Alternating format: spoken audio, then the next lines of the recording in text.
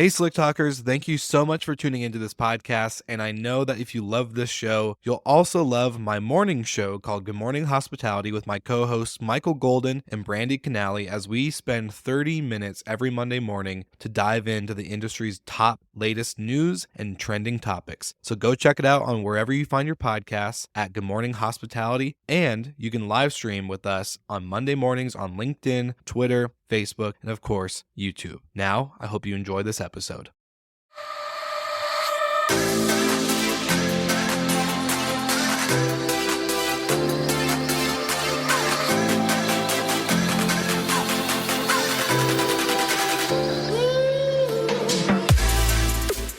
Running a short-term rental business is challenging and time-consuming.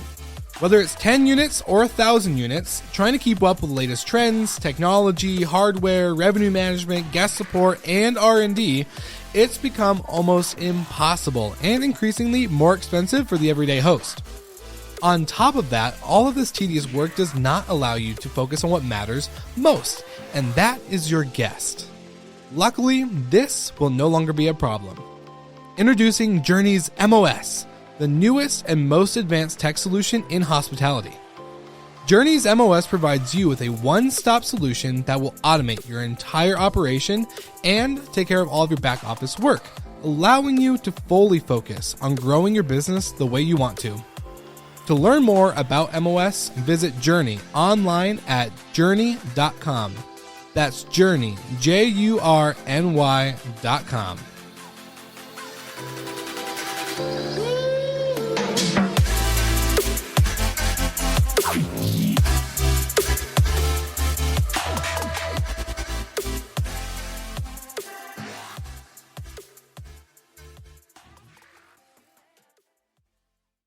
We needed to respect the investment of our current investors while also saying, hey, we're not worth quite what we were during Lyric days. We needed to find ways that the creditors, and we ended up taking care of a lot of those obligations with this round, where they would be happy, right? In some cases, having a worse deal than they thought they were going to get when they wrote those debt vehicles. We needed to obviously convince new investors to give us capital. And they all needed to kind of come together at the same time. But it was all predicated on, is there a there?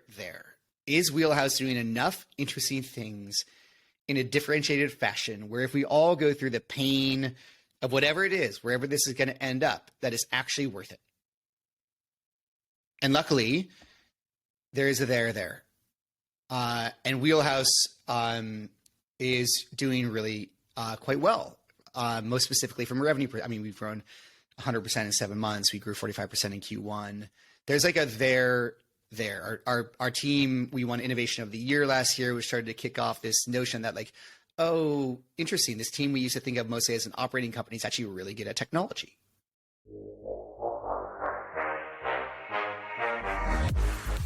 You're listening to Slick Talk, the hospitality podcast, a podcast for those who are in and around the hospitality industry who love, live, and breathe what they do. You can join us for candid and unscripted conversations with hospitality experts and founders as we go deeper into their personal stories while they're sharing their triumphs and trials that got them to where they are today. I'm your host, Will Slickers, and you're listening to an episode of Slick Talk, the hospitality podcast. Now, let's begin.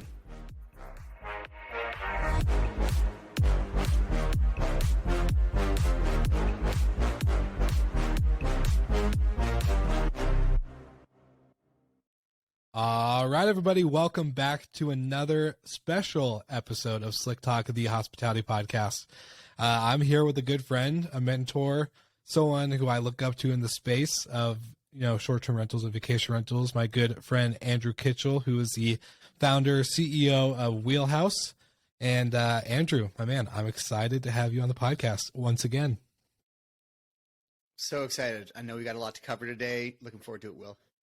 Of course. Well, for all the listeners who may not have heard your story the first time you were on the podcast, you have quite the extensive background, not only in tech, but within short-term rentals. And you're obviously a big cheerleader and big fan of the space. You and I have had many conversations about what the future looks like, which, again, a lot of stuff we'll cover into the episode today. So for all the listeners who haven't heard the story, check it out. It will be in the show notes. But for everyone who hasn't, and isn't going to go back to the first episode of you and I talking, let's jump in. Where does your story really begin with, one, entrepreneurship, but then two, getting into short-term / vacation / flex / co-living, whatever people want to call it, vacation rentals? Sure. I'll do this short and sweet because I've been doing entrepreneurship stuff for 15 years.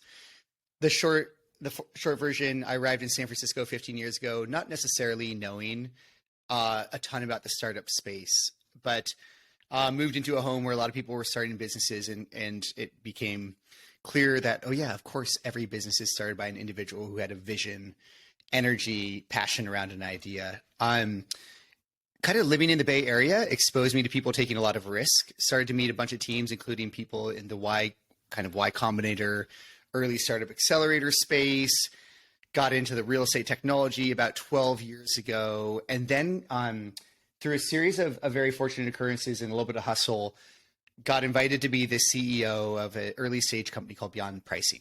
Actually, it was called Beyond Stays at the time.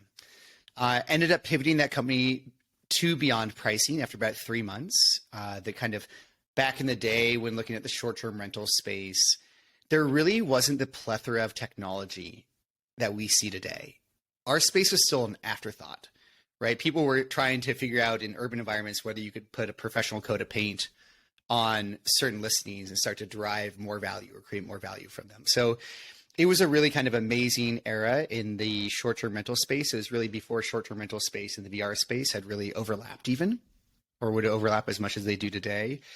But got brought in, became fascinated with the space. I'd already been a host before on Airbnb. I had paid for early businesses by renting out my place on Airbnb. So kind of loved the category from a bunch of different dimensions. But from the early days at Beyond Stays / Beyond Pricing, I've gone on to build a couple other companies in the category, both operating companies. Lyric, we'll probably cover a little bit of that story today, as well as the company I run today, Wheelhouse. So lucky to have learned and to love the category from a bunch of different angles.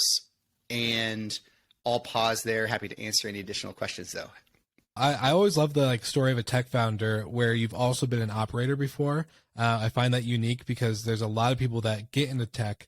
They maybe experience something as a traveler, and they're like, I'm going to solve this problem. And then they try to get into a space that probably won't let them in because they're an quote unquote outsider. So you've hosted on Airbnb, you've been an operator with Lyric. So kind of talk to us about Lyric, because we know this is going to play a big role into the story of Wheelhouse. And for the listeners that don't know, Wheelhouse is a dynamic pricing software for vacation rental management companies and hosts all alike to really take more revenue. And of course, what does that mean? More money, baby. So can you tell us what's the story of Lyric? Because sure. I think this has a big play into what obviously has happened with the Wheelhouse fundraise and everything else that's gone in. So would love to know the little backstory there.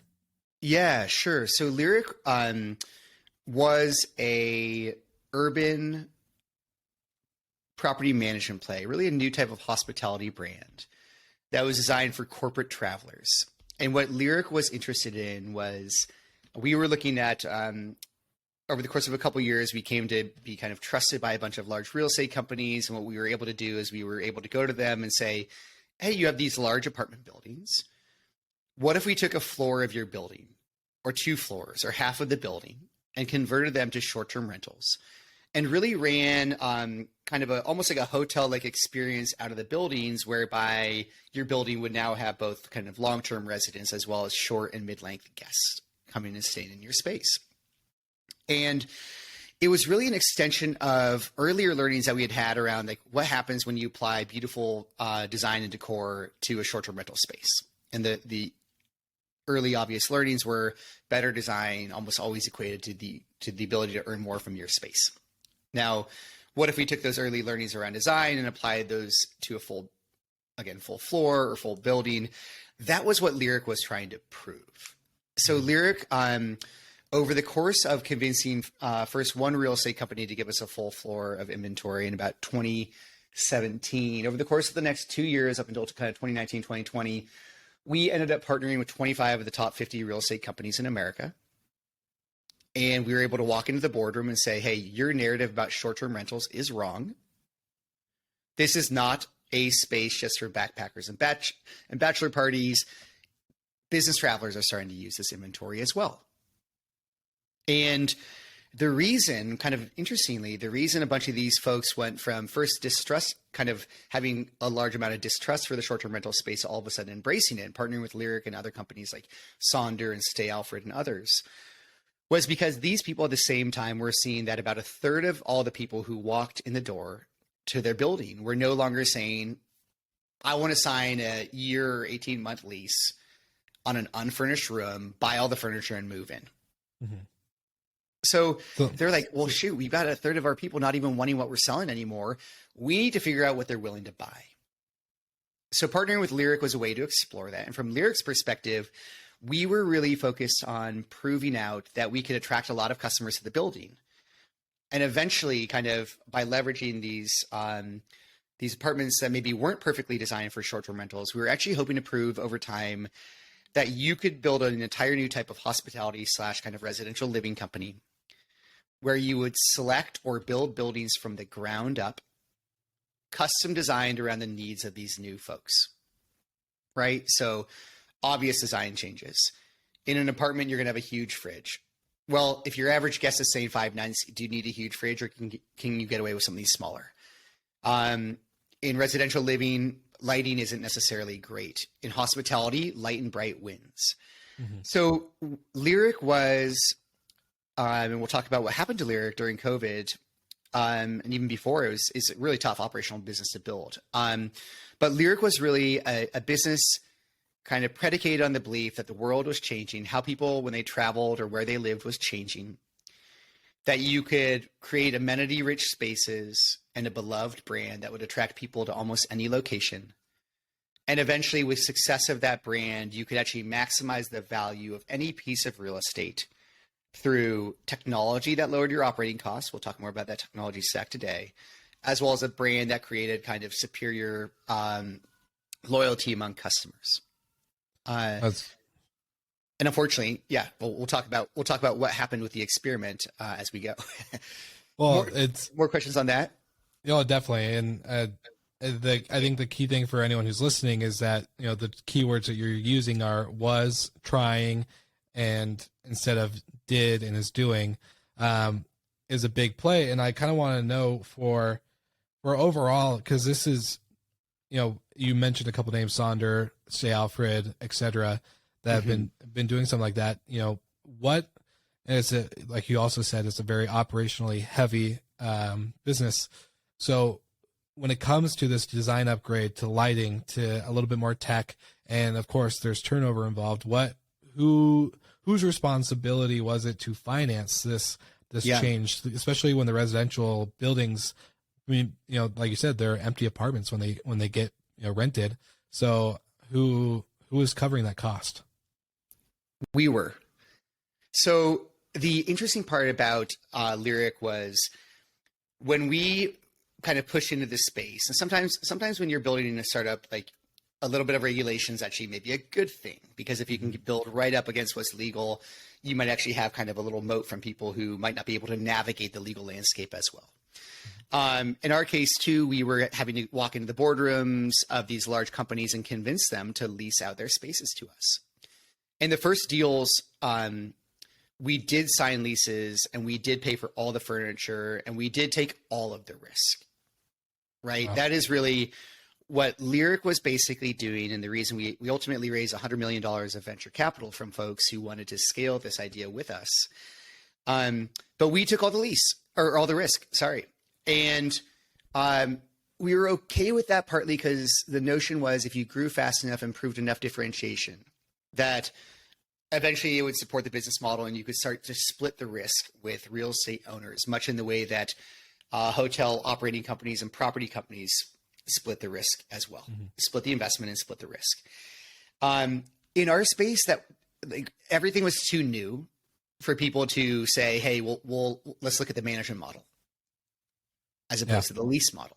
So, when you're right, when I was using words, Lyric we did this, we learned this. Obviously, what we lost Lyric during COVID is the short and sweet of it. And when COVID hit, I like to say it's hard to imagine a worse spot to be than a venture-backed, least exposed, urban, corporate travel focused hospitality company. Mm-hmm. Just really not a place you want to be. And if a global pandemic was a once out of every 5 years or 10 years likelihood, Lyric, the model we were pursuing, the rapid growth model that we and others were pursuing, would never have been you wouldn't have been able to put capital around the idea. However, it was a little bit of an aberration, which meant that we and others were scaling really quickly. We saw a lot of promise in what, extremely high guest reviews, really beloved properties, the promise of technology to be able to run distributed operations. Like, the promise is actually there. And other people post-COVID and even during COVID have started to build even larger businesses than where Lyric and other people were at the time. The space is obviously coming back in a pretty amazing way. Lyric was not in a position to survive COVID, though, bluntly put. Do you go with the term, like, a lot of people either on the show or people that we've talked to, timing is everything. Do you think it was just the wrong time for Lyric? I think if COVID had hit 3 months later, even, we're looking at a dramatically different story. That said, it wasn't that Lyric had it all figured out, right? I mean, we went from 0 multifamily buildings to 25 over 3 years. That's extremely fast growth. I think some of my reflections, even pre-COVID, were we actually needed to focus on kind of quality of both kind of operations as well as revenue performance, even pre-COVID. But at that, I mean, we came into March of 2020 with our best revenue numbers ever. We were about to sign a major deal where we would have actually been able to start moving leases off our books. We had a second, Airbnb led our Series B. We had a second major OTA about to sign up sign a partnership with us that would have kind of really opened up some opportunities, in our opinion. But that really wasn't to be. I mean, again, when I say 3 months later, if COVID had hit, I think we would have been well positioned to raise capital pre-COVID and position the company maybe even to be a buyer coming out of COVID. But we'll never know, right? It wasn't like everything was running smoothly.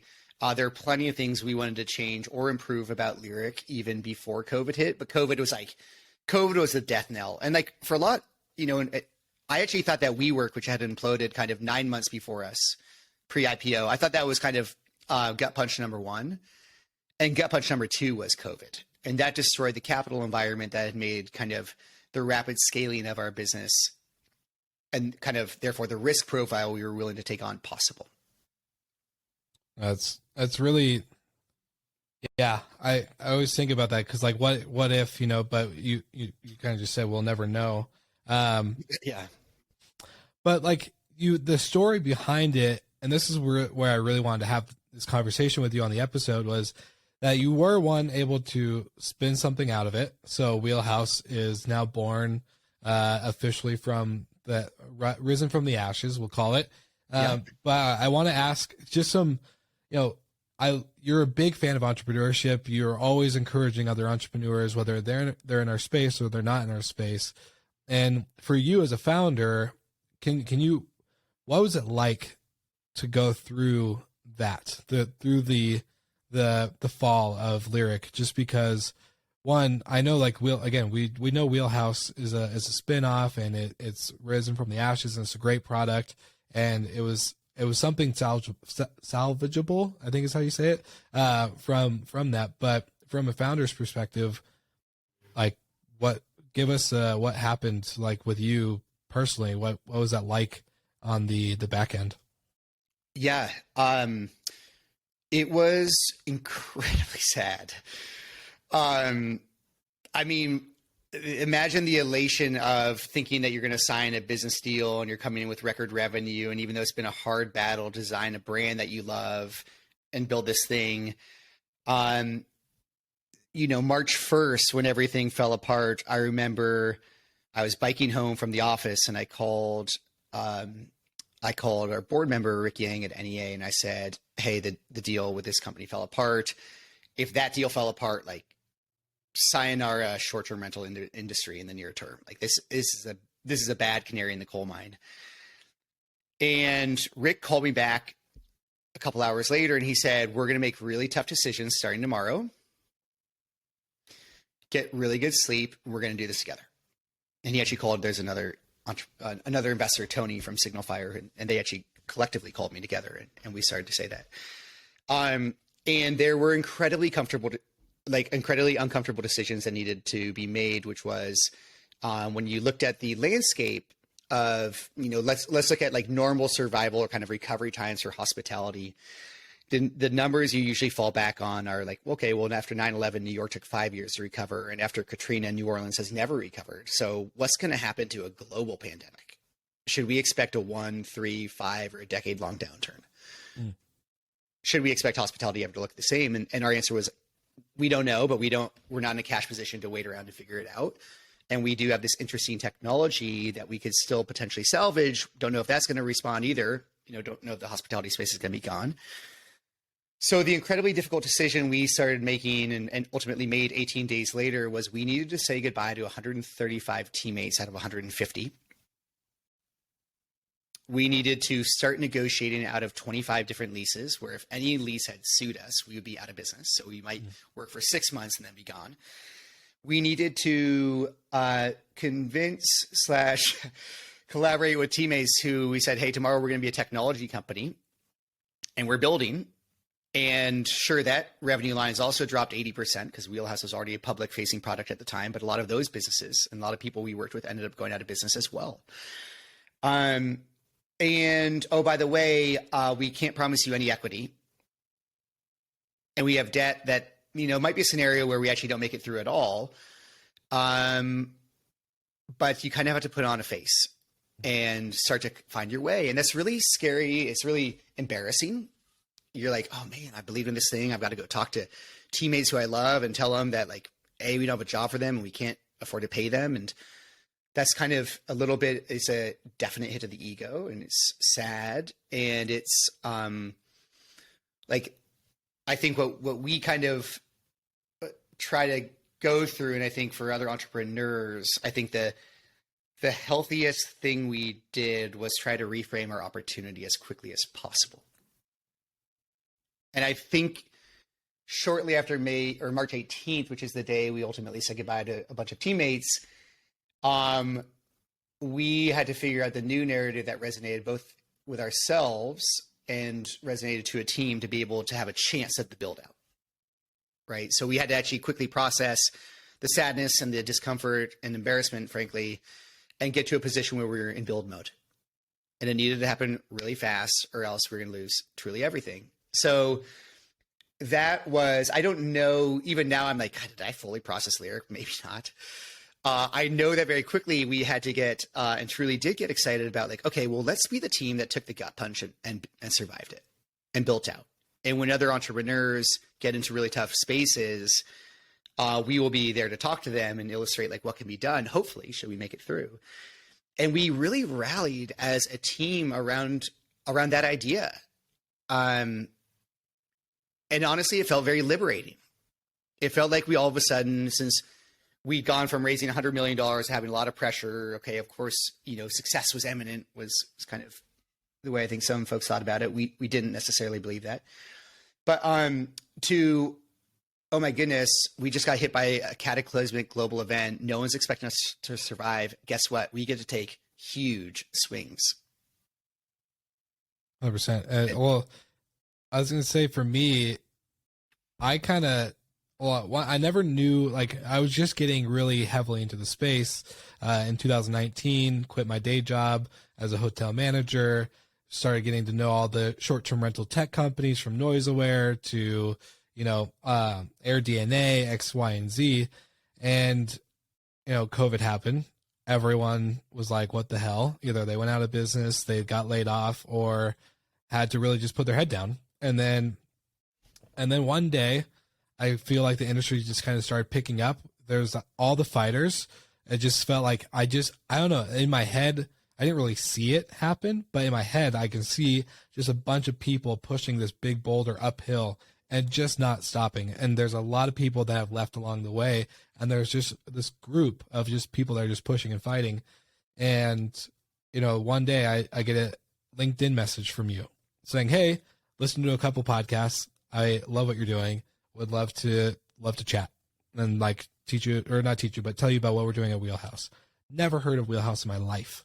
Never heard of you. Never knew that you were involved with Beyond. Never anything. I actually didn't even know Lyric. I only knew of the single family operations on vacation rentals because that's what I was introduced to. I was never actually introduced to multifamily. So the whole story of Lyric and everything that you guys have done was brand new to me. And then all of a sudden here you are, I think we met in early 2020, if not late 2020, early 2021. And here you are, with the announcement of a $16 million fundraise for Wheelhouse. So it's just crazy to see like that entrepreneurship story that you're talking about, that maybe if entrepreneurs get into a pinch or they get into a tight corner, they can look and reflect on the story that you just told and take a lot of learning lessons from that. And I would love to just, from the founder's point of view, outside of maybe not processing Lyric enough, but what was the biggest takeaway that happened, switching that mentality from, holy crap, we're having to make this big decision, telling the team we're a tech company tomorrow, versus an operation co, to now, again, where you guys are today. What was the big takeaway lessons that you had from the team and from you and from everything that just kind of happened, especially the investors, which sound like they were very much on your side from the beginning, whether they knew they're going to lose their investment with Lyric or not? Yeah. I mean, again, the opportunity in a downturn is to learn maybe more about building a business than you ever learned in the high times. And entrepreneurship, I've thought of for a long time as a really long road. I think the narrative is often like, oh my goodness, you're going to hit it out of the park and capital is easy and you're going to be the next famous, Zuckerberg who quits college and makes it. And that is a version of entrepreneurship, definitely. And it's really impressive and difficult to emulate because so many of those stories are so unique. But then I think there's the other version of entrepreneurship, which is tied to the notion of never give up. Mm-hmm. And that everything you go through is a little bit of it could be viewed as a challenge or an opportunity to make you a better team or leader or company that will ultimately succeed. And I think the biggest lessons that we learned were like, okay, well, if we are unwilling to give up, there are actually a couple of different things. There are multiple paths through. Some of them are more painful than others. Like, you could go through a bankruptcy and reorganize an organization. You could do other kind of similar processes. And you only really learn about these things either probably in business school or in some book, or unfortunately when you have to face them yourselves. But there's a little bit of a reality of, well, if you truly think there's value to be created and you're unwilling to give up, you can capture the opportunity. So that lesson number one was truly like, I guess maybe lessons number 1 and 2 were like, look at these challenges and opportunities. They are new opportunities. They are going to make you a better operator, even if they don't they don't mean this business is a success. Part 2 is like, yeah, that kind of, if you really can truly look yourself in the mirror and say, there's an opportunity here, and you work with good people, you'll almost always find an alignment through which all parties can create more value by collaborating. By that, I mean talking to investors, talking to potentially creditors or other folks and saying, hey, we all know that in our case, Lyric, we raised a bunch of money. However, we need to reposition or spin out this organization in such a way that our teammates own a significant chunk of this company again, or else like, what are we all doing here? Mm-hmm. Right? Like we need to really we need to right size this company for lack of a better term and take care of the cap table in order to position this team ultimately to create a really large outcome. And that kind of like, if you, again, if you don't give up and you're able to go have like very candid, open conversations with folks, like it's surprising how often people will align around like, well, let's just create the most value together. What does that look like? Oh, it looks like you doing X, this person doing Y, our team doing X. And there's usually actually a really good collaborative outcome that can emerge. It's not easy. It's tons and tons of conversations. But there is a path forward. Right. And then I think the last thing, and then I'm happy to share more. I mean, probably like minimum 20 different lessons here. But I do think like when times change, because, your business will inevitably change in success or failure. Your company's narrative will change probably every 12 to 24 months minimum.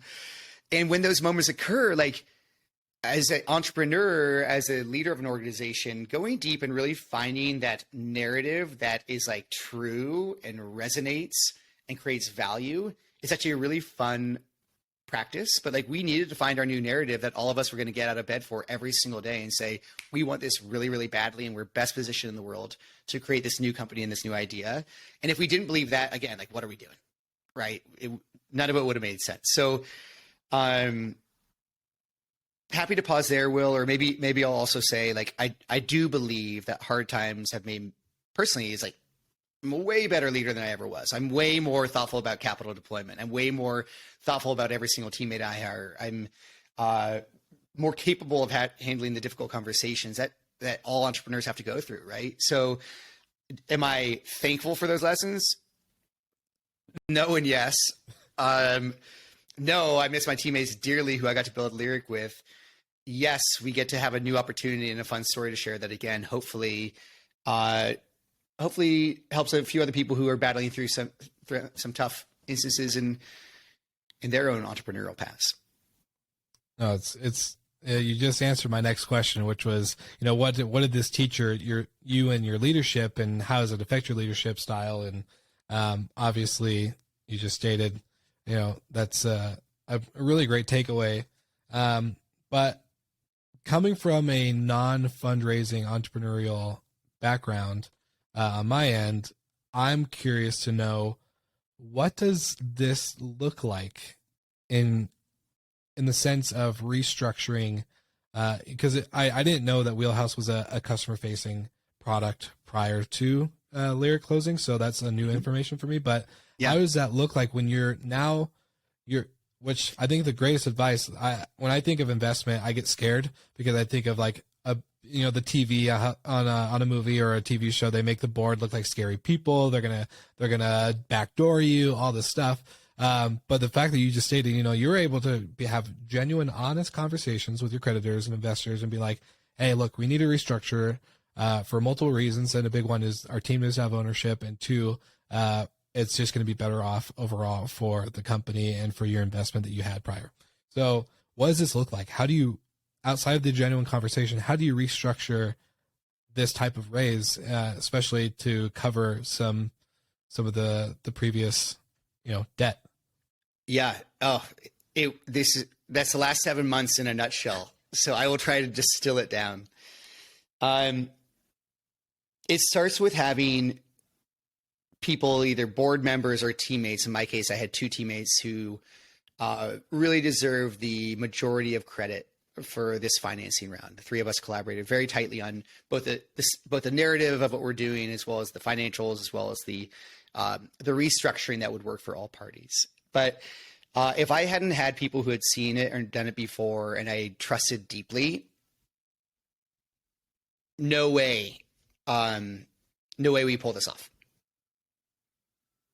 That's part one, because you have to learn how to speak both the investment language and the creditor language to be able to not throw ridiculous things at the wall, and not to get terrified, and to stand up for what is right on your own behalf, right? You got to defend your teammates. So I would say it starts with having, the team you want to go through something like this with, you actually started working with years ago. And that's why it's so important to have the right investors and have the right teammates around the table, because like when stuff like this happens, like if you were not in a position where you really love the people you were going to be doing this with, like you wouldn't attempt it. Right. So first is like do you have the right team, either internally or externally, or the right folks to turn to be able to get really good, trusted, and tough advice throughout what will be a very lengthy process? Part one. Part two, there has to be a there, right? We wouldn't have restructured and gone through the thousands, that's probably not an exaggeration, thousands of hours of meetings, both over the course of like after losing Lyric in March of 2020. We every single month would talk to creditors, investors, everyone, and tell them exactly what we were doing and where we were investing and what swings we were taking and what was working and what wasn't. Even we almost started meeting more with investors and others after COVID, when it was like, hey, we're not clear if this is going to work either, but like, got to go for it. And over kind of a few swings, which we don't have time to talk about, we tried a few different things. We actually thought that the best path, kind of what became clear after about 3 to 6 months, was the best path was taking Wheelhouse, which was a B2C product, really targeting people who had, they've kind of been very little go-to-market before COVID, and saying, well, we learned a bunch of lessons at Lyric, and we built a bunch of technology at Lyric that wasn't even surfaced on the Wheelhouse product. Maybe that product brought to market with some enhancements, we'll talk about those if we want, is actually the most, like, given any state of hospitality recovery, whether hotels return, short-term rentals return, mid-length returns, et cetera, maybe that tool set is the thing that gives us the best chance of emerging. And it took us, you know, I mentioned we lost Wheelhouse, lost 80% of its revenue line. More than 50% of our customers literally disappeared, went out of business, or switched to like long-term rentals, because Wheelhouse was mostly an urban single-family home product at that point. But it took us at least 9 months to get even back to close to the revenue we were doing pre-COVID. We launched Wheelhouse Pro, which was really aimed at B2B customers, after 10 months of building. During that time, a few teammates had left. We had to go kind of scrap together other teammates. That was really hard, but we finally built and launched something that we thought was pretty darn compelling. It went from being a pricing tool to pricing and market reports and competitive sets, and now other things. And then we needed to convince creditors that we weren't going to pay them any more interest until we were able to raise cash, because if we didn't raise cash, you know, we were building to oblivion. And we needed to start putting together a package of what our company could look like post-fundraise that would work for all parties. And might as well just take on the whole world while you're at it. That meant, yeah, it was fun. It meant our team needed to be in a good position. We needed to respect the investment of our current investors, while also saying, hey, we're not worth quite what we were during Lyric days. We needed to find ways that the creditors, and we ended up taking care of a lot of those obligations with this round, where they would be happy, right? In some cases, having a worse deal than they thought they were going to get when they wrote those debt vehicles. We needed to obviously convince new investors to give us capital. And they all needed to kind of come together at the same time. But it was all predicated on, is there a there? Is Wheelhouse doing enough interesting things in a differentiated fashion, where if we all go through the pain of whatever it is, wherever this is going to end up, that is actually worth it? And luckily, there is a there. And Wheelhouse is doing really quite well. Most specifically from a revenue, we've grown 100% in 7 months. We grew 45% in Q1. There's like a there. Our team, we won Innovation of the Year last year, which started to kick off this notion that, like, oh, interesting, this team we used to think of mostly as an operating company is actually really good at technology. And we were lucky to have teammates who are extremely deep in their field. And in some cases, you know, our data science team, it's the same data science team we took, like, they're at Beyond, right? 8 years later, we're still collaborating. We've run in the case of being, because we were Lyric as an operating co, yes, we had the obligations that we needed to kind of transform through this fundraising process. That's the downside. The upside was, like, investors, you have a team that fought through fire when there was nothing probably to be had. I like to tell the team now, I'm like, if I knew how hard it was going to be to restructure this, it would have been irresponsible of me to tell you to battle through this. But we love working together, and we have domain depth across data science and DevOps and front end design and development and customer service and all these other components that actually go into a really strong company with great fundamentals, better fundamentals than Lyric actually ever had. So I think, you know, is there leads to the restructuring. We're lucky to have a ton of our investors who battled through it, like north of 90% decided to reinvest in this round. We added some great new folks around the table too. And we ended up kind of ultimately landing in a place where I'm more excited about the business than ever. And I think there is this kind of like, whether it's through a little bit of blind faith or trust in the team and trust in the kind of extended team of investors we had around the table, we kind of just decided, let's put our heads down and build. Let's put faith that all the people around the table ultimately will be adults in the room. And should we find a there, we'll all be aligned. We'll actually be aligned around creating value in the most fair way possible. And I truly believe that's what happened. I don't think I could have put that together better myself, the way you kind of just phrase and sum that up, because it's a lot of new, like what you guys did. Like I love, this is my favorite part of the job, right? Like seeing the TechCrunch article go out, Wheelhouse raises 16 million. Great. Love it. It's a great press release. Now we get to jump into what really went behind it, because a lot of people always see the highlights. They don't see that when you put your head down, you and your team put your head down for X amount of months, it didn't pop out, didn't make any noise, just built and built and built and built, and just was just consistent in that drive of just fighting the fight and moving forward, whether you knew what was going to happen. And I wrote that down when we had our discussion about this episode, was that, you know, if I had known, it would have been unresponsible or irresponsible of me to tell the team to keep fighting. It would have been a horrible leadership call. But thankfully, that's the good thing about the future. We don't know. So you were able to get that team. And I think that shows a big piece of a lot of our industry. I've noticed that the short-term rental segment of hospitality is very much like this. It's very much when everyone believes in a product or a service or a team, a leader, they just get behind it. It just happens, right? Like we don't see a lot of bailing or jumping of ship, right? So yeah, maybe not. I'll rephrase that. Maybe, of course, we don't see it, but I don't think it happens as often as we all think compared to other industries and maybe other segments of hospitality. Well, this is, I mean, I agree, and I actually think probably the parts that go into it are, one, is like, this is an extremely entrepreneurial space. Mm-hmm. Like one of the reasons I'm so bullish on the category and why I keep, you know, I'm so passionate about building businesses in it is like, it is the ultimate entrepreneurial space where so many people run their own businesses. That's part one. Part two is like, it's definitely partly a passion business, because you know, so many of these entrepreneurs have brands that they're really proud of, where they have, you know, their name on the business in many cases. Mm-hmm. And part three is like, it's a really people-centric business. If you're an operator, you or a property manager, you know the people you're working with, you know the ownership groups you're working with, often for years, if not decades.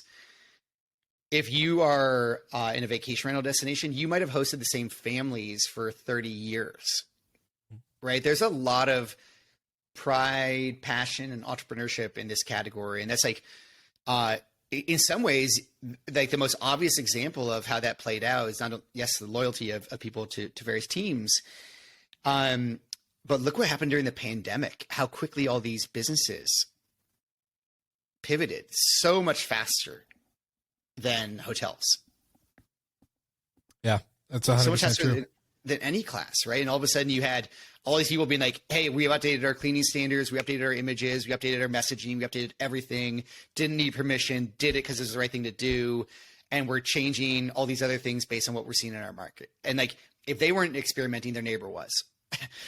And like, it's so interesting, because I think that entrepreneurial thing, like looking back, it explains some of the response to COVID. Of course, there are other things that played a factor in that. But looking forward, is why I believe to this day that most operational and technology, or a lot of the kind of innovation in the hospitality and accommodations category, is actually going to come from the short-term rental space, because you have so many self-empowered entrepreneurs, hustlers, and builders who move really fast and they take risks quickly and they innovate. And that's not necessarily the stereotype that people thought about our space, but it's true. And it's way easier as a tech company to break into short-term rentals than it is to hotels.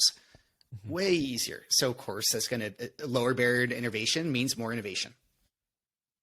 Well, I was going to say, and coming from the hotel world, a lot of my hotel friends that are familiar with the podcast or familiar just with stuff that we do in general, I'm getting the most amount of questions now about short-term rentals than I ever did back in 2019. Everyone's like, "Oh, that's cute. You run a couple Airbnbs, like, aw, so cute."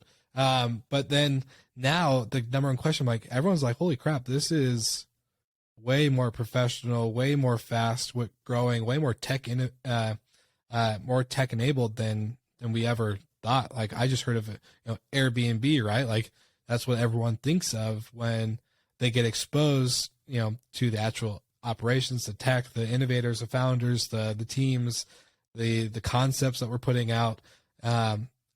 The more and more response I'm getting, like, what? I didn't know about that. Like, that's crazy. And so you're 100% right.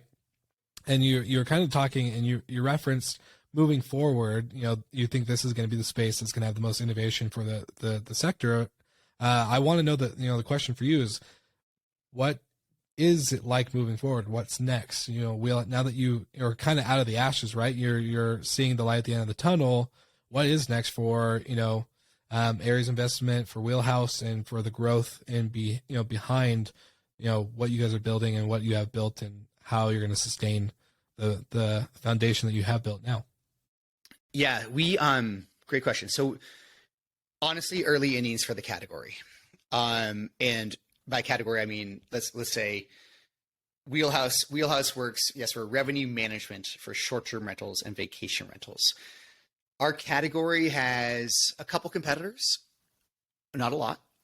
I would say not as much as property management softwares.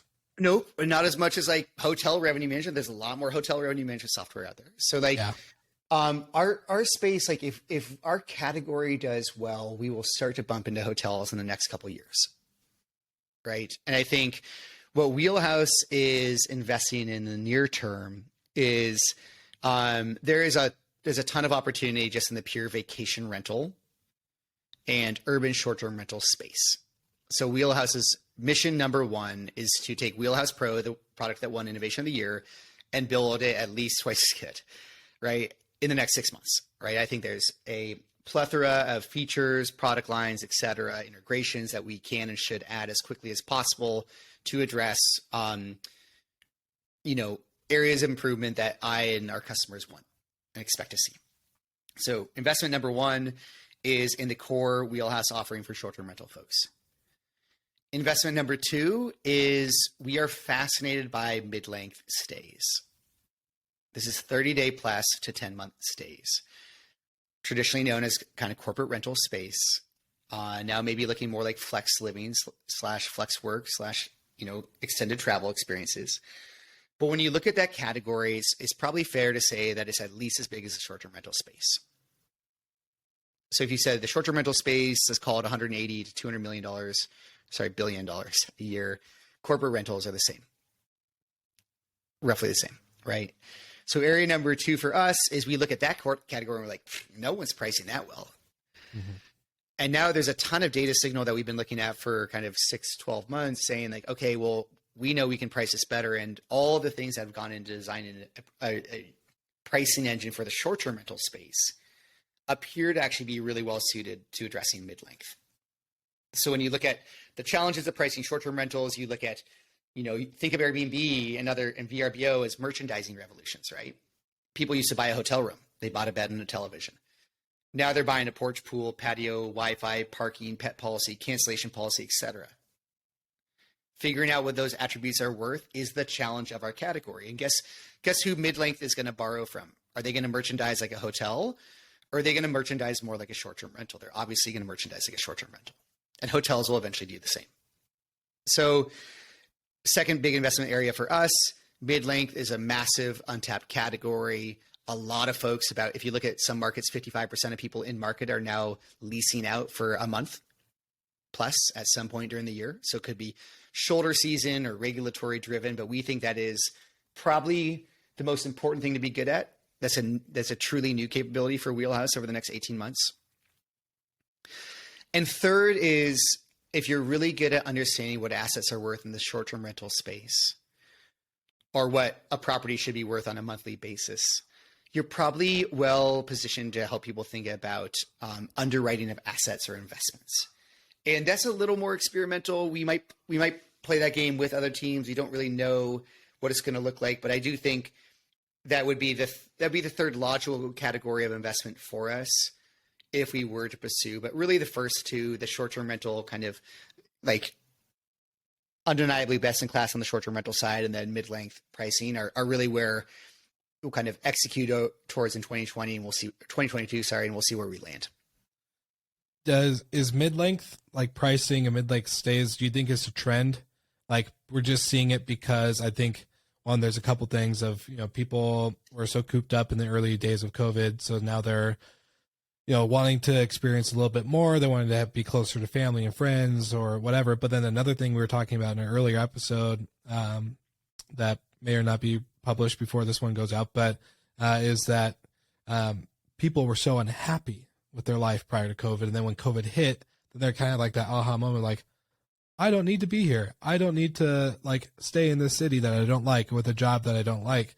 I can go anywhere in the world with a laptop and my backpack and a carry-on. Like, that's, I was in Mexico for a month. Loved it. Definitely would do it again.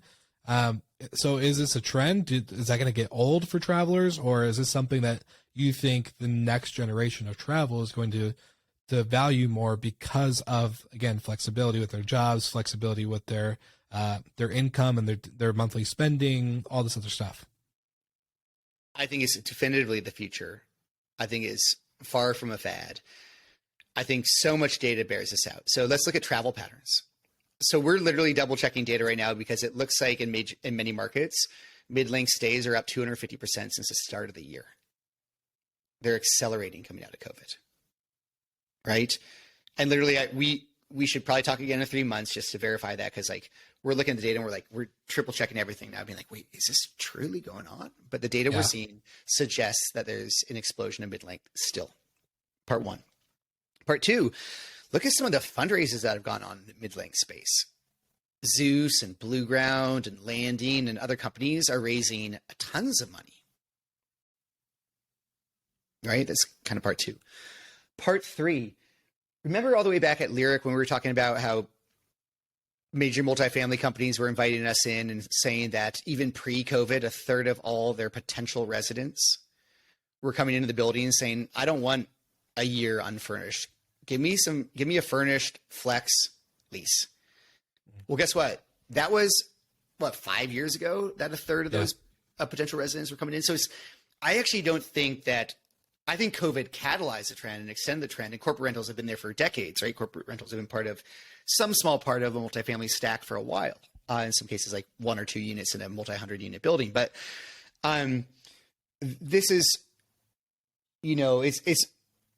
I think that thinking mid-length is here to, or maybe a fad as opposed to the future, is similar to thinking that short-term rentals and Airbnb were a fad as opposed to the future.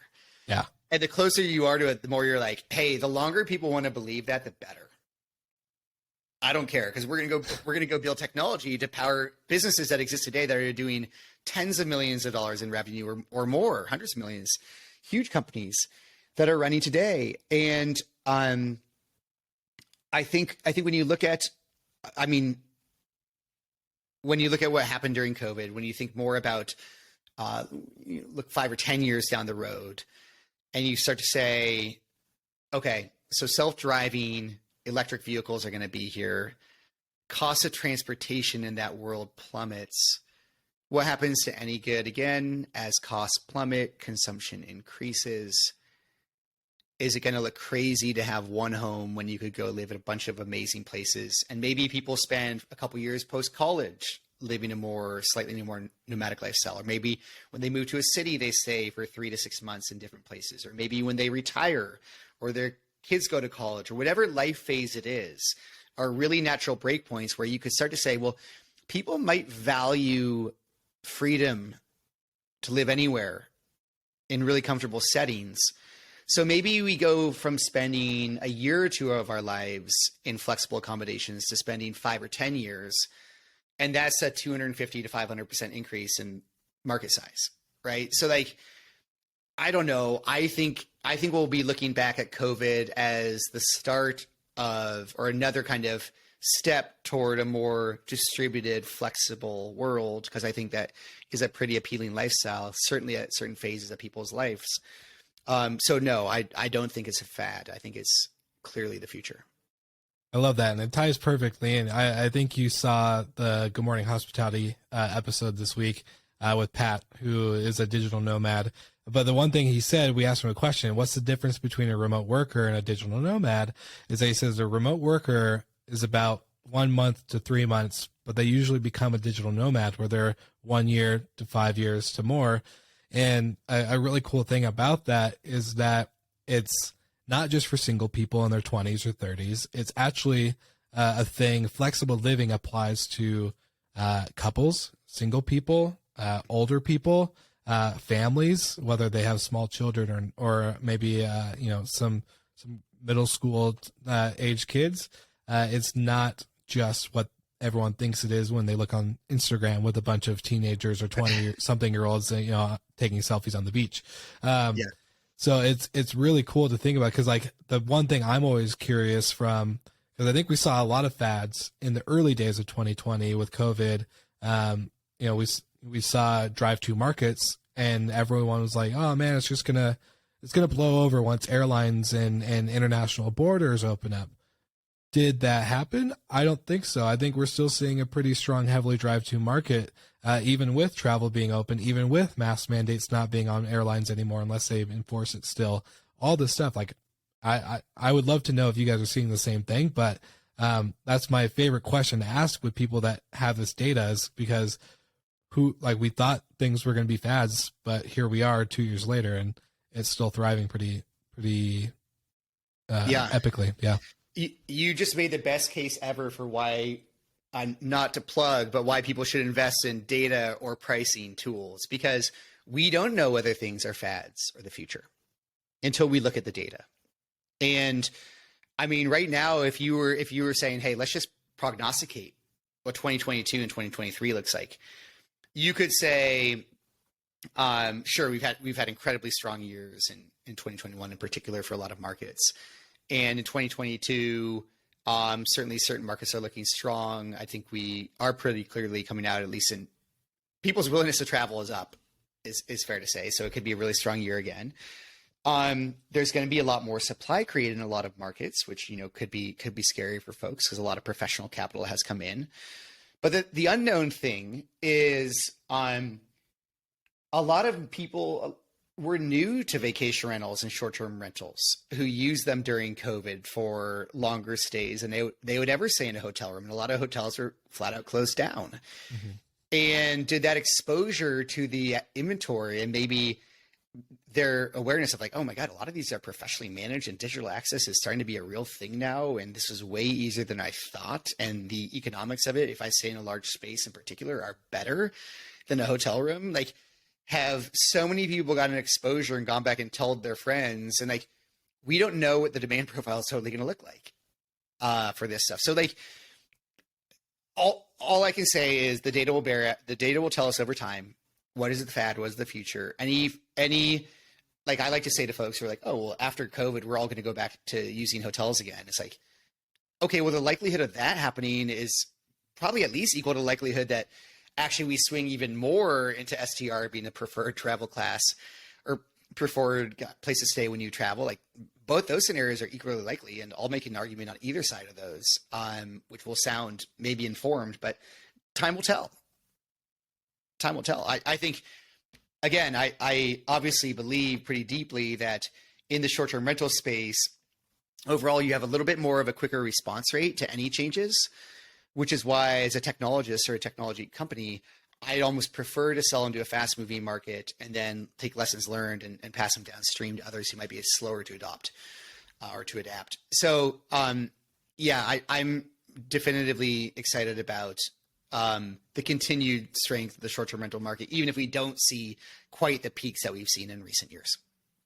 I agree. And I kind of made this comment earlier to a friend was more or less, I think the reason why hotels aren't going to go away because of short-term rentals, and short-term rentals are going to go away because of hotels.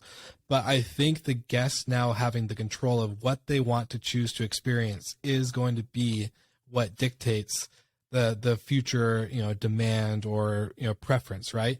I typically will stay at a hotel by myself, but the current prices that the hotels are at right now is insane for a room. So I'm like, do I want to spend $400 for a room with a small kitchen, no real sink other than the bathroom sink, that type of stuff, not a real working desk situation, not a great spot to podcast, whatever. Or do I want to pay $400 a night or less, maybe, depending on the property or the management company, for a house where I'm comfortable. I have a place to lounge, to eat, to sleep, to work, all that stuff. I'm able to choose if I want to experience people. Do I want to communicate with the team on the back end, ask them questions about where to go to eat or drink and experience? Or do I want to just get my automated message for check-in and let that be the case? Hotels don't give you that option right now. You have to be in a queue. You have to go to a front desk. You have to talk to a person, and you have to be in a room that's not ideal for living, right? It's great for in and out, but when you're trying to, do what we do, it just becomes, Well, even think about, where people buy rooms and what they're looking for when they shop is there's kind of, some interesting aspects of that. But I guess what I'm pretty fascinated by, and what we used to say at Lyric, was it's pretty creepy to share a picture of your hotel room. Not many people do that on social media. However, people are sharing the pictures of their Lyric kitchen and creative spaces, and they would make TikTok videos and Instagram videos and other things. And there's no reason why short-term rental companies, vacation rental companies, and any hotel company wouldn't look at all of these kind of social media sites as incredible potential distribution channels, right? So if you're like, okay, well, the medium of short-term rentals is just much more easy and fun to communicate. And you talking about podcasting made me think of this a little bit. It'd be cool to have an amazing short-term rental as your backdrop during a podcast or a video cast here. It would be kind of weird to have a hotel room, I think. And that's just okay, so that means people are going to be exposed via media repeatedly to these short-term rental spaces. No reason you couldn't put a link in your podcast saying want to book the place where I'm podcasting from? Click right here. And it's a new consumption / distribution channel. So I think when you look at it, and that got us really excited about Lyric back in the day, where it's the consumer trends of social media even point to eventually people all choosing this inventory type that's more unique, more distributed, more bespoke to them. It's a statement about who they are as opposed to a place to stay. And that's where you look across almost any trend and you're like, okay, this new thing is better. And I love it. Will, you and I have talked a little bit about back in the day, our inventory was called alternative accommodations. Yep. And I didn't make much of that for a couple of years until I now today will state that if you're an entrepreneur and someone calls a category alternative, run towards it. Alternative energy. Guess what? Renewable, aka renewable, is going to be a thing.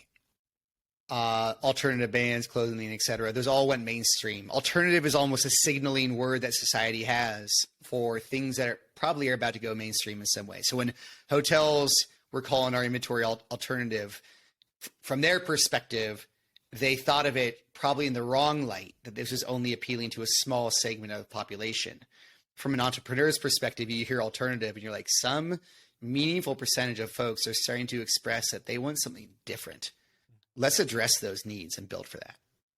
Well, yeah, I was going to say alternative is just what we use when we don't really know what to call something. And I no one knows knew what to call short-term rentals or vacation rentals. And they just looked at it as Airbnb or whatever it may be. Podcasts is alternative media. And I like to compare the two to short-term rentals a lot because I think there's a lot of similarities when you look at it, we have a hosting platform, which is like a property management software. We have distribution within that, which goes to Spotify, Apple, Google, you name it. Social media then becomes another channel that you can use to drive traffic, which again, a lot of short-term rentals can do. There's a lot of similarities. And so I think it's really funny. Like, I've never had anyone say, if you hear your segment, if you're an entrepreneur, be called alternative, run towards it, because obviously we just don't know what to call it, and it's about to become mainstream. So that's like a really good way to phrase it. I love that a lot. It really gets my wheels turning. I like that. So thank you for that golden nugget. Man, okay, so I know I have tons of questions, and we've been going for a while, but I want to kind of we've answered the question of what's next. You kind of touched on the 2 points of the next round of investment for Wheelhouse, being the current STR market, diving into that, and then mid-length stays. Sorry, I knew it was an M. And so for you, what are, outside of mid-length being not a trend, and it's probably something here to stay, what could you say your biggest lesson in learning from this big raise was for you, for your team, that, listeners can really understand when it comes to the story of Wheelhouse, the story of you and the team, which big shout out to John Day Relay and Amelia, who I become good friends with outside of just podcasting and stuff. I really like, the people that you have on board. So yeah, that would be my final question to you. Big takeaway from the raise this last couple months. I think the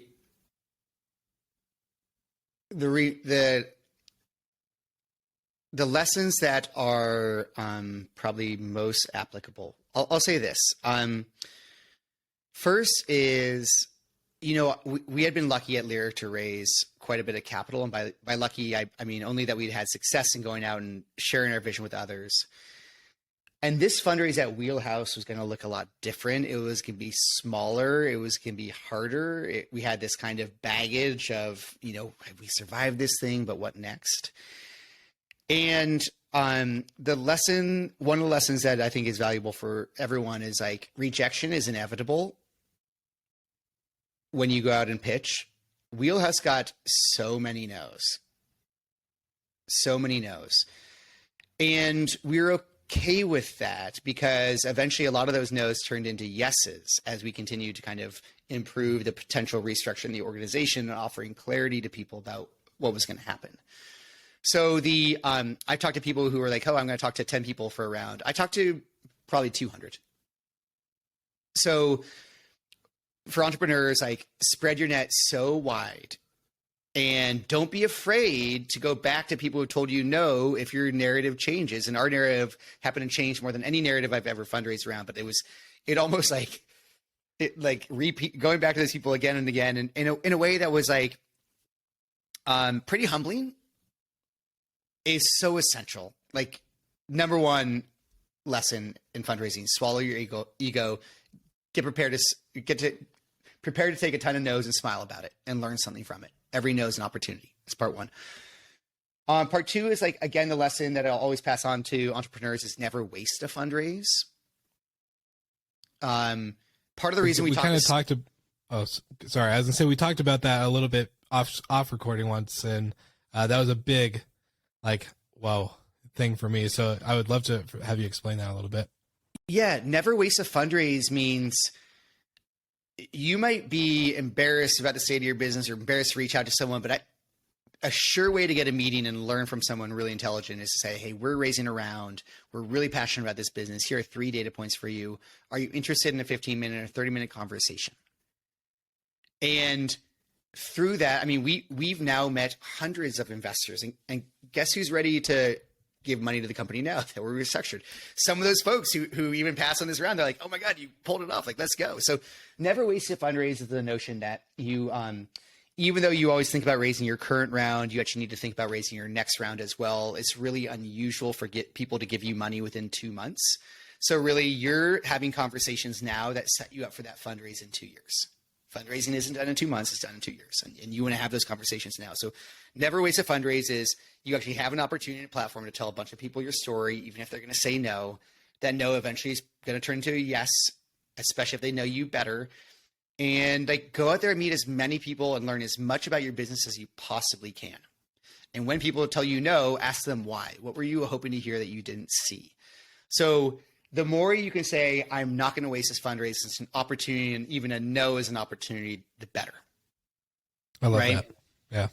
And then I think the last thing I'll share here, which I is just truly one of the things I think about when fundraising all the time, especially as people go from, call it angel rounds, into looking at real venture raising, is this a reminder to folks that as soon as you get into the venture world, you're not actually pitching the people just in front of you. You're pitching the people who are not in the room, right? You are pitching a partner or a teammate who needs to stand up at their next investment meeting and say, hey, we've talked to 50 teams this week, but Wheelhouse is the team that we need to go double down on this week, and we need to go spend time with them. And the only way they're going to do that is if you make your business so simple and you illustrate the potential, how you can go achieve this almost impossible challenge of building your business into a huge business that's going to overcome every competitor and all the incumbents. The only way to position a partner to stand up and tell that story is by figuring out how you can simplify your story so much that they can walk out of the room and tell it to someone else. So it takes a ton of practice. It is a performance art that we can talk more about, but it's kind of like entrepreneurs, if they want to go out and raise, it's a reminder that like you need to simplify your story as much as possible. And Wheelhouse had all this baggage that we need to simplify into something where it's like, you know what, this all makes sense and it's easy, and we're going to look smart by spending more time with you and ultimately investing in you as well. So simplification is the key.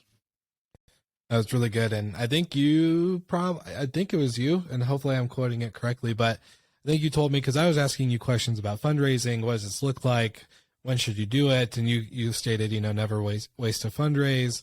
But I think the big thing that I never thought of when it came to fundraising was that I think and please correct me if I'm misquoting, but is that the investors don't really remember the numbers and the data and all the things that you share. They remember the story, aka making it so simple that they could go tell it to anybody else, whether it's their family at home or other investor friends that they know. That's the thing that they're going to remember, is because they could tell it, versus numbers and data that they will probably have in one ear and out the other. And I found that really interesting because I never thought of storytelling being a big part of fundraising. I'll clarify that, because that's close to right. And so I think what I was probably sharing with you is I think a lot of early stage investing is emotional as opposed to rational. An investor, you really need to make an emotional connection with investor first.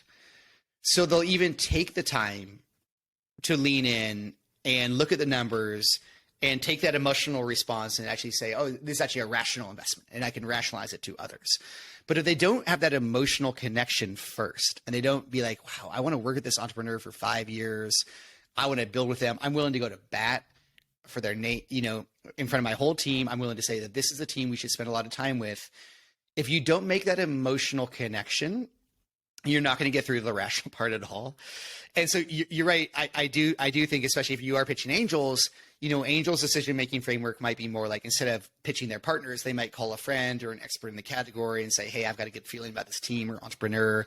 Like, what do you think? But they're going to try, if they can't articulate your business, if they can't say, well, Wheelhouse does X for Y or whatever it is. If they say, I don't know what Wheelhouse actually does, but I like Andrew, I think I'm going to give him money. Like, no investor ever said that. No investor ever said that. They said, hey, this is a really cool business. It's this. What do you think about that? So like that kind of combines the notion of you need an emotional connection where someone's going to go to bat for you and really believe in you. And you need a simple story when they go share your story with the next person they run into who's going to validate whether they should spend their time on this, which is a lot of folks do. They need to be able to tell your story well, or else again, they're kind of keep quiet, and they're going to tell the other story they remember more. So it's a little bit of a convergence of those two ideas, Will, of like really simple stories sell, and the emotional connection is super important because every early stage investment is slightly irrational. It is. But if the emotional connection is not there, no way they get to making a rational decision to give you money. That's good. That's really good. I'm definitely going to save that clip for like future everything. Super good. Well, Andrew, I really enjoyed our conversation. I always enjoy getting to talk to you whether we're recording or not. And I don't know if we ask this question to every guest, right? Is if you could have the listeners that listen to this episode and gotten to this point right now, if you could have one link to have in the show notes so they can click to learn more about you, anything we've talked about, what would that link be? It'd be anything in the world. Wow. I love that. I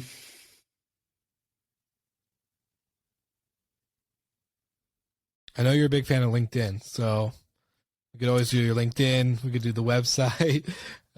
We could do anything. It could be something not even related to Wheelhouse. So the link I would share is a link to a book.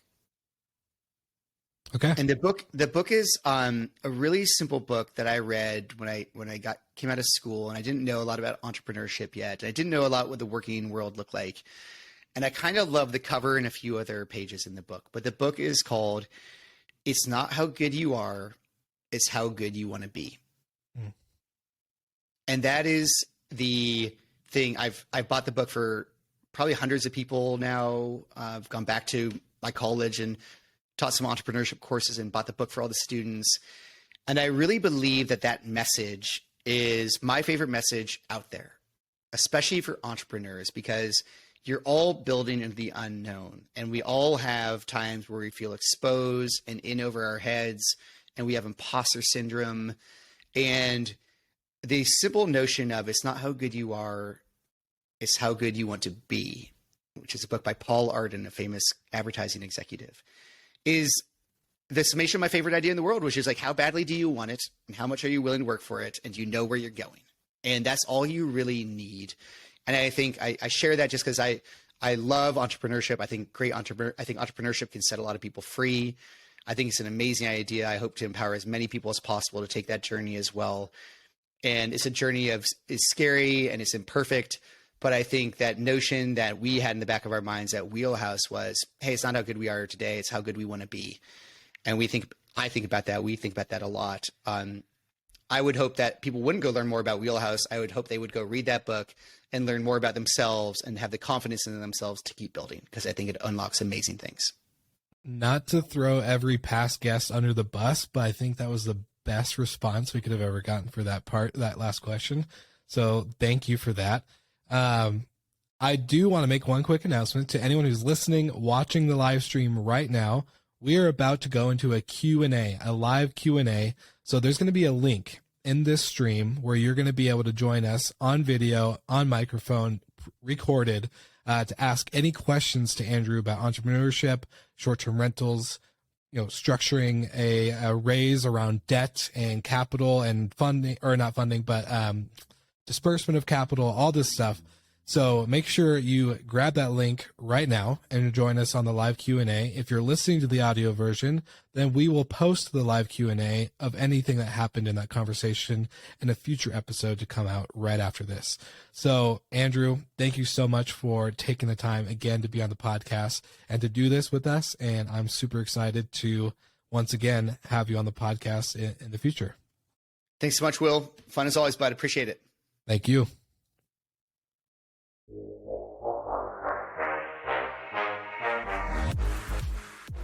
Thank you so much for listening, and thank you to our show partners for making Slick Talk, the hospitality podcast, possible. We hope you enjoyed the show, and we would love to connect with you outside of the podcast. So you can follow us on all of our social media channels for daily hospitality content, or find us on slicktalkthepodcast.com. And don't forget to rate, review, and subscribe so you never miss an episode. I'm your host, Will Slickers, and we will see you guys all again next week.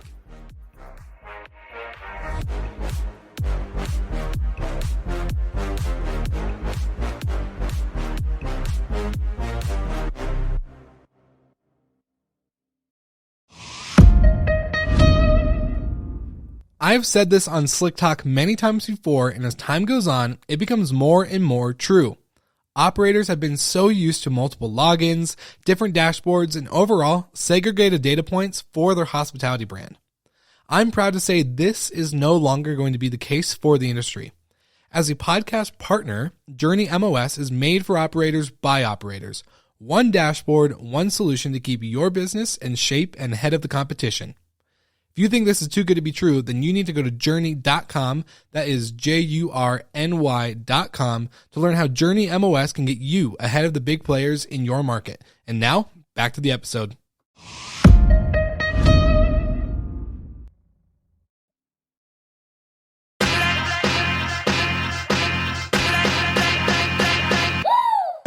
What's up, everybody? If you've gotten this far into the episode of Slick Talk, the Hospitality Podcast, then you are amazing, and thank you so much for tuning in. We want to send you two places really quickly. If you can, check out the show notes and click the hospitality.fm link. Check out all of our other shows on the podcast network. And don't forget, if you have someone that you want to hear on the podcast, then fill out the guest fill out form so that way we can get them on the show. Thank you so much for tuning in, and I hope you enjoy another episode of Slick Talk, the Hospitality Podcast.